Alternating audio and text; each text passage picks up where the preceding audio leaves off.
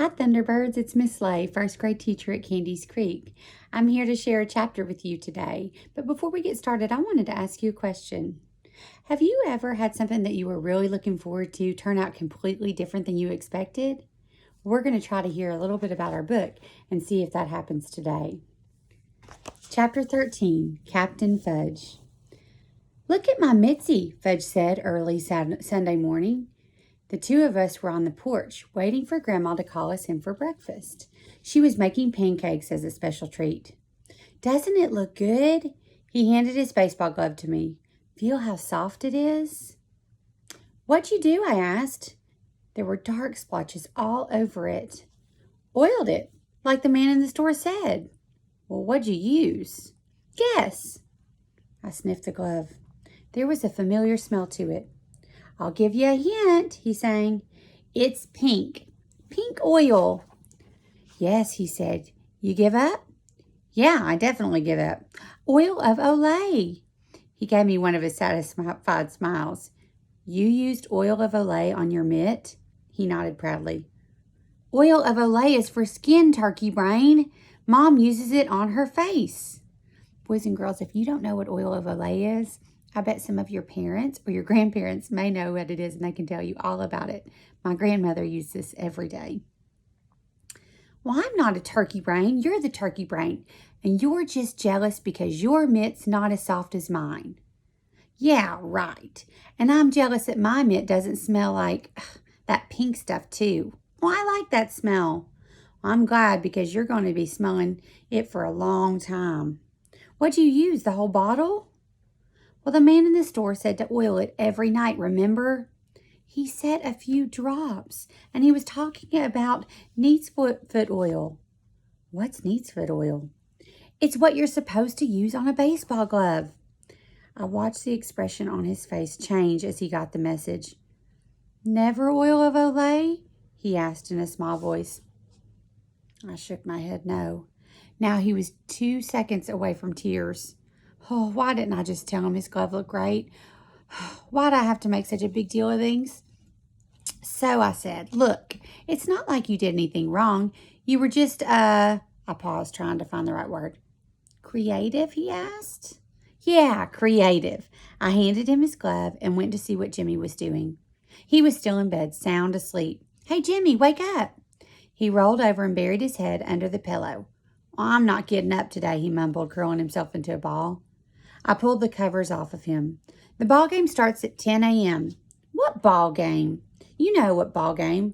"Oh, that ball game." "I'll probably strike out every time I'm up." "So what?" I said.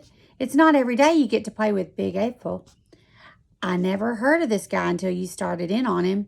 "Too bad," I said, "because he's headed for the Hall of Fame."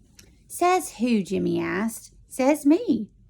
There were more people in that high school field than I'd ever seen in Southwest Harbor, and more dogs than I'd ever seen anywhere except in Central Park on a sunny day.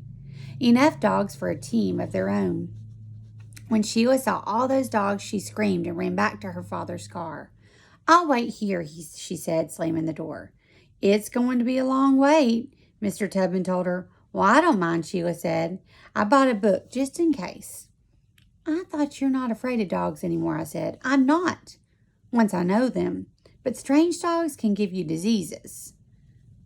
"Not if you don't kiss them," I said. "Ha ha." "Well, if you change your mind," Mr. Tubman began. "I'll never change my mind," Sheila told him. Mr. Tubman shook his head, but he didn't force Sheila out of the car. Jimmy and I headed for the field. I stopped in my tracks when I saw this great-looking girl in a red striped T-shirt stretching out near third base. It was Isabel. "That's her," I told Jimmy. He gave me a blank look. "Isabel, from the library," I said. "Really?" Jimmy said. "That's Izzy." "Yeah." "She's incredibly ugly." "What? Are you crazy?" I said. "She's beautiful." Jimmy slapped his thigh and laughed. "I got you that time," he said. "Very funny," I told him. There were other familiar faces, too. The woman who owns Oz Books was there. I call her Dorothy of Oz, even though that's not a real name. And the butcher from Sawyer's Market. Bicycle Bob was there, too, and he said, "So how's the newest member of the Ice Off Club?" "Great," I told him. Keep your mouth shut, he said. I'm trying. That's the way. He cuffed me on the shoulder. Suddenly a low murmur ran through the crowd. Everyone looked toward home plate. And there he was, dressed in his full Red Sox uniform. Big April, in the flesh. I recognized him right away. First by his height, 6 feet 6 inches without spikes. And second, because he still looks like the picture on his baseball card, except he gained a few pounds and now his hair's gray. Everyone gathered around him. You could feel the excitement. Mitzi and Fudge were right in the middle of it, each with their arm around one of Big's legs. I tried to work my way closer, but I got shoved aside by the guy from the hardware store. My heart was pounding. Please let me be on his team, I prayed. I'll never ask for another thing if I can just be on his team. Then Big spoke and his voice boomed. As most of you know, these old knees aren't what they used to be. I can't take the field or run bases anymore. He looked right at me and nodded, as if he knew me. But I can still knock one out every now and then. I cheered with the crowd. So to be fair, Big continued, I bat with both sides. Everybody cheered again. Everybody except for me. What? I said. How can he bat for both sides? That's impossible. That's against the official rules. When in Rome, some woman who was standing next to me said, and I glared at her. She glared back and repeated the whole phrase, as if I hadn't gotten it the first time. When in Rome, do as the Romans do. Well, I've got news for you, I told her, feeling my face turn hot. We're not in Rome. And I've got news for you, Junior, she said. Rudeness will not be tolerated in this game. Who's being rude, I asked. Cut it out, Peter, Jimmy whispered, grabbing my arms. And I shook him off. Calm down, will ya, he said. It's just a game. I suppose you think it's fair for him to bat for both sides. Yeah, I do. I looked away. My throat felt tight.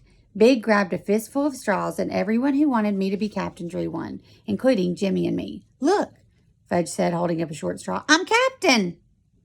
Isabel held up the other short straw. Well, I'm captain too. I can't believe this, I said. Maybe she'll pick you for her team, Jimmy said. Yeah, sure. I wasn't about to admit it, but I was hoping the same thing.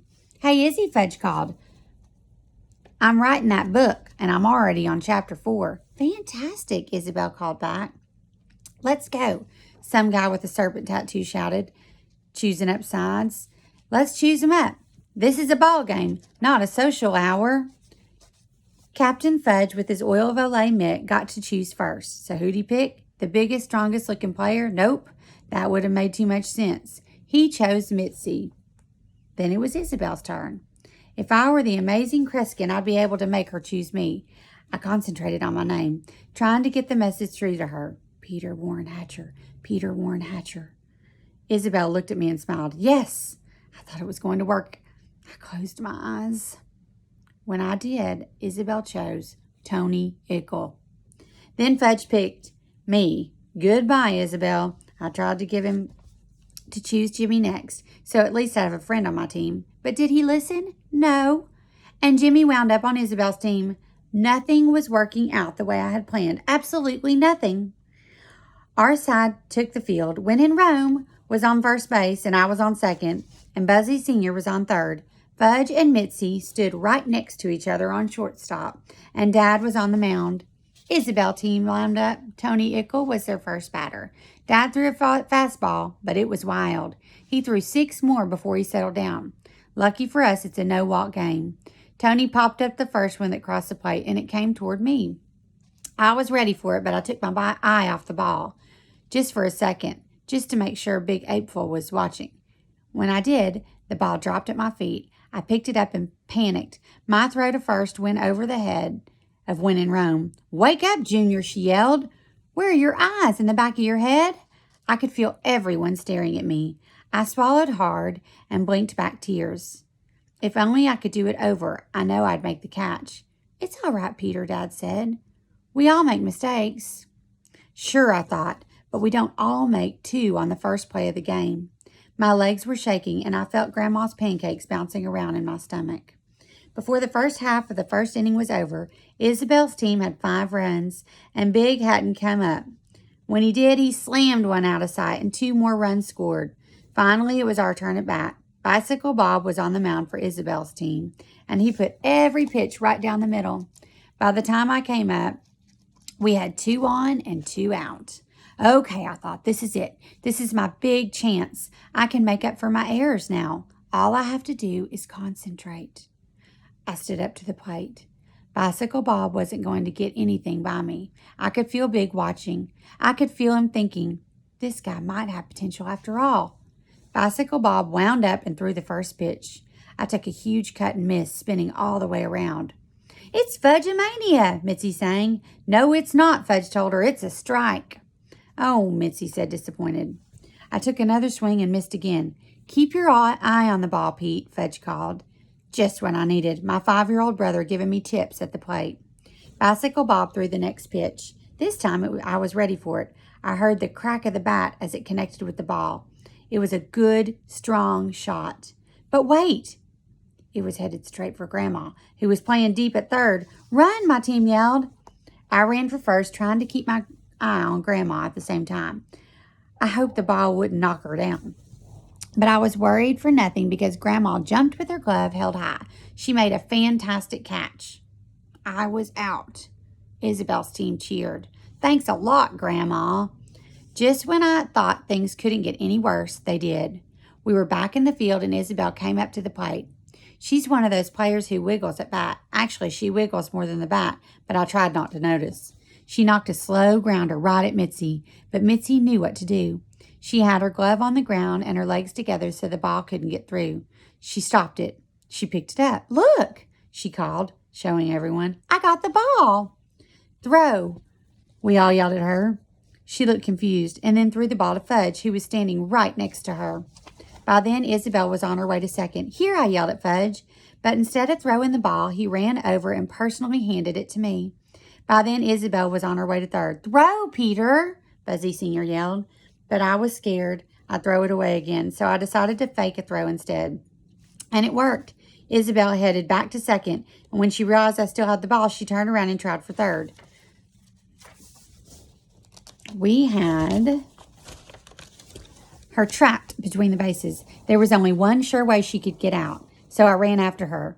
It wasn't my fault she changed directions again and we collided, falling to the ground. This isn't football, she shouted. Then she stood up, brushed herself off, and marched off the field. Yay, Izzy, Fudge cheered. She's on the other team, I told him. You're supposed to cheer for me. I'm the one who tagged her out. Yay, Pete. He and Mitzi cheered, jumping up and down.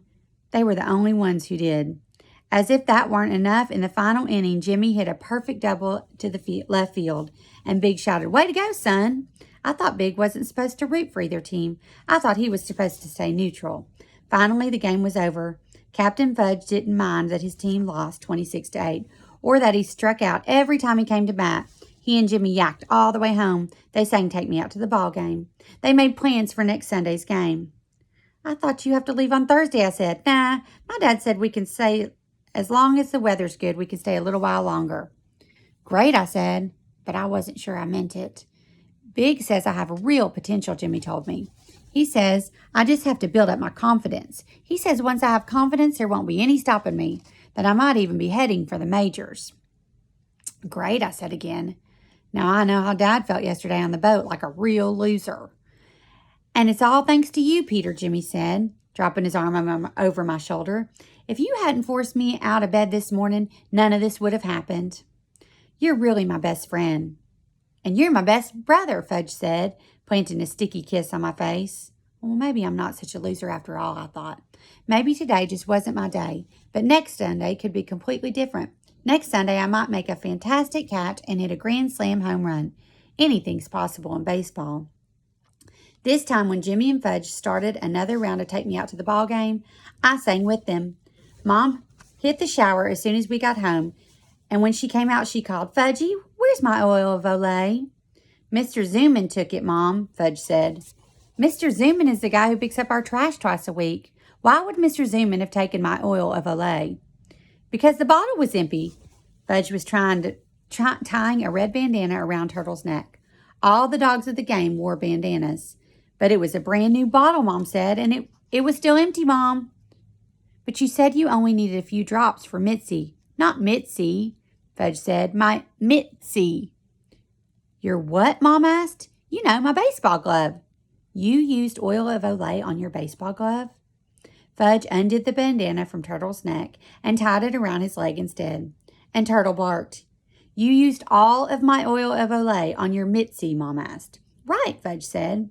Oh, I can't believe this, Mom said to herself. All of my oil of Olay. Olay, Uncle Feather said as Sheila came into the room. Olay. I didn't know your bird speaks Spanish, Sheila said. He doesn't, I told her. But I just heard him say Olay. Sheila went over to Uncle Feather's cage and snapped her fingers. Olay, she sang. Olay, Olay, Uncle Feather sang back. You see, Sheila said to me, it's not the kind of Olay I said. It's Olay. How could you possibly know that, Sheila asked. Believe me, I know. All right, boys and girls, I hope you enjoyed this chapter. But I want you to think of one more question. What was Peter looking forward to most in this chapter? And what happened to make it turn out differently than he wanted? Was it a good day or a bad day? You decide.